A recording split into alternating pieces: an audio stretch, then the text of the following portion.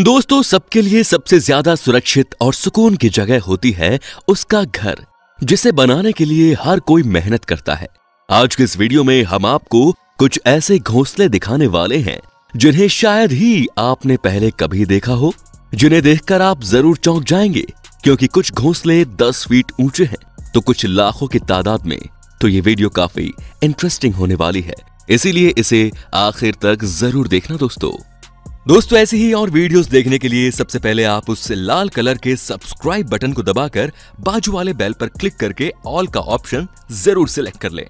Cathedral termite, ये एक प्रकार की चींटियां होती हैं जिन्हें कैथेड्रल टर्माइट कहा जाता है। टर्माइट्स दो प्रकार के होते हैं, एक ग्राउंड टर्माइट और दूसरे वुड टर्माइट।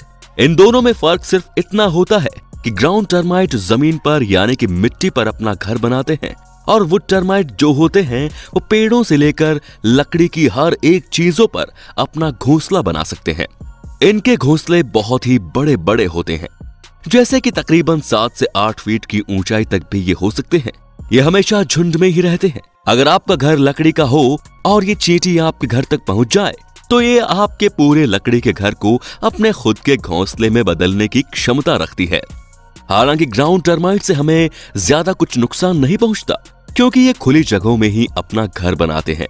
लेकिन फिर भी इन्हें अपने आसपास आने मत देना दोस्तों, क्योंकि भले ही ग्राउंड टर्माइट घर के अंदर तो नहीं आती, लेकिन घर के नीचे वाली मिट्टी में अपना घोंसला जरूर बना सकती है।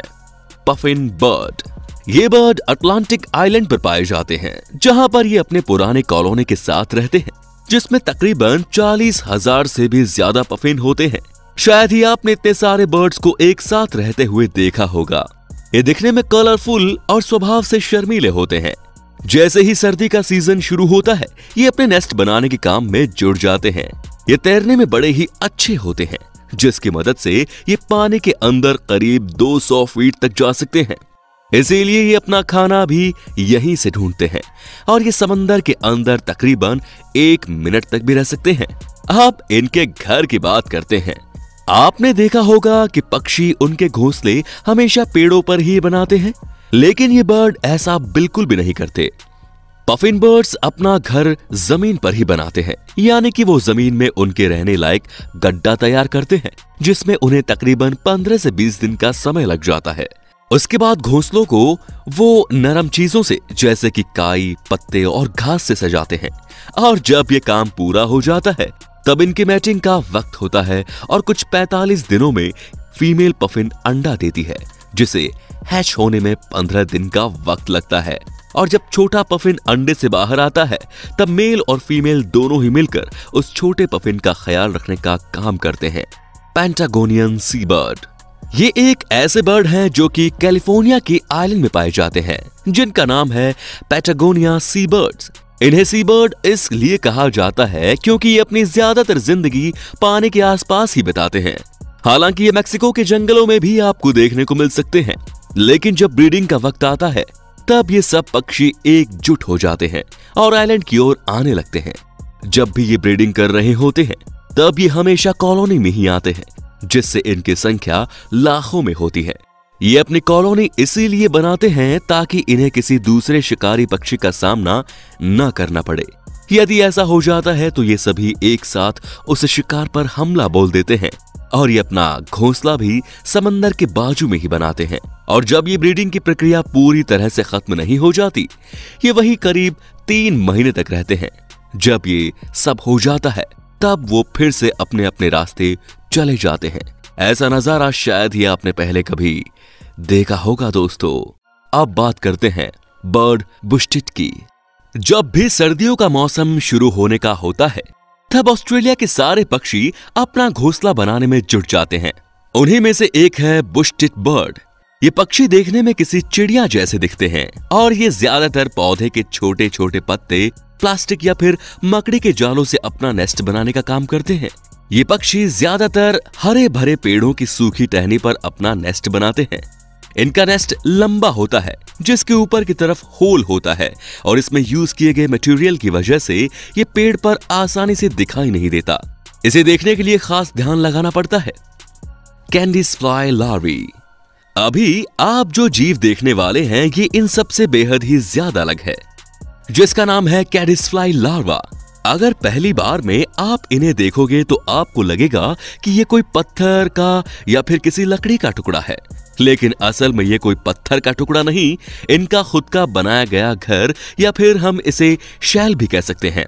ये शैल ये जीव अपने लिए खुद बनाते हैं, जिसमें वो लकड़ी के या पत्थर के छोटे छोटे टुकड़े इस्तेमाल करते हैं।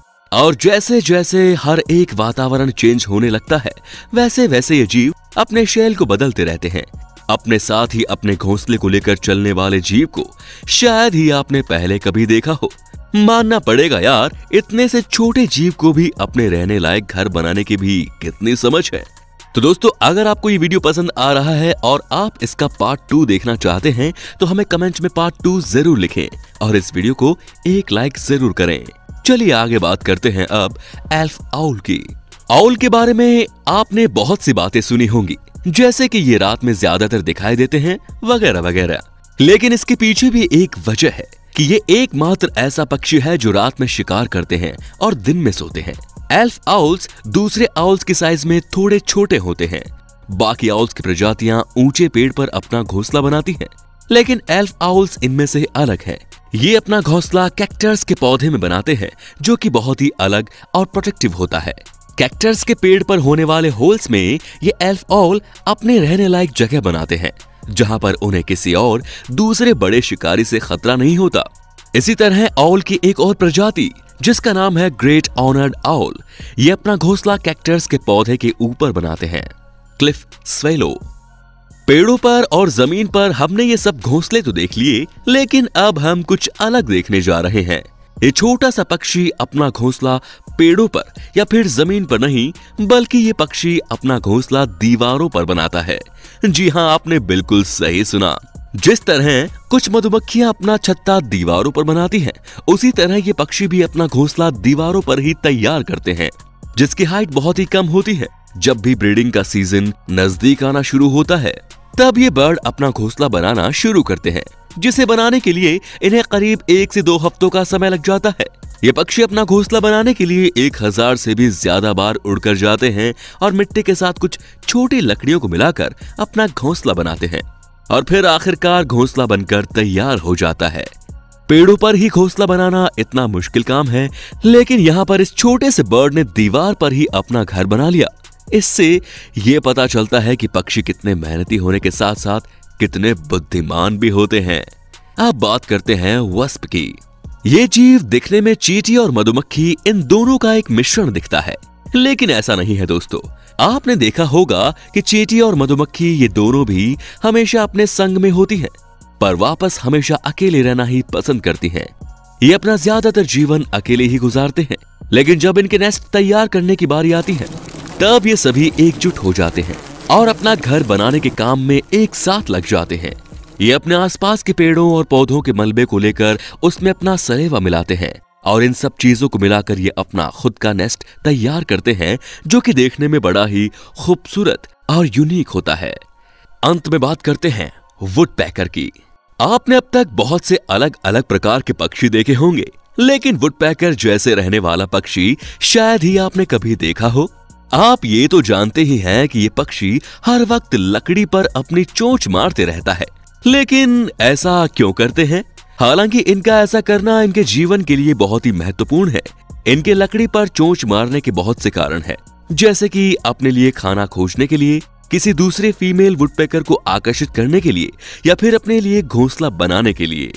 ये पक्षी सिर्फ उन्हीं पेड़ों पर अपना नेस्ट यानी घोंसला बनाते हैं जो पूरी तरह से सूख चुका होता है या फिर उसका कुछ हिस्सा अंदर से खोखला होता है। अगर वुडपेकर किसी पेड़ पर इस तरह के छोटे छोटे होल्स बना रहे हो तो वो अपने लिए खाने की खोज कर रहा होता है, लेकिन जब ये अपना नेस्ट बना रहे होते हैं तब ये एक ही बड़ा सा होल बनाते हैं और बहुत ही तेजी से आवाज भी करते हैं, जिससे दूसरे पक्षी को ये पता चल सके कि ये अपने लिए नेस्ट का निर्माण कर रहे हैं, जिससे उसमें और कोई दूसरा पक्षी नहीं रह सकता। तो दोस्तों, आज की वीडियो में बस इतना ही। आपको इनमें से कौन सा जीव का घोंसला सबसे ज्यादा अनोखा लगा, हमें नीचे कमेंट करके जरूर बताइए। और यार, ये वीडियो बनाने में बहुत मशक्कत लगती है, इसीलिए प्लीज एक लाइक और इसे शेयर जरूर करें। धन्यवाद।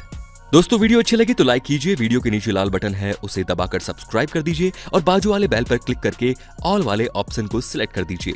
प्लीज सब्सक्राइब करना बिल्कुल ना भूलें। धन्यवाद।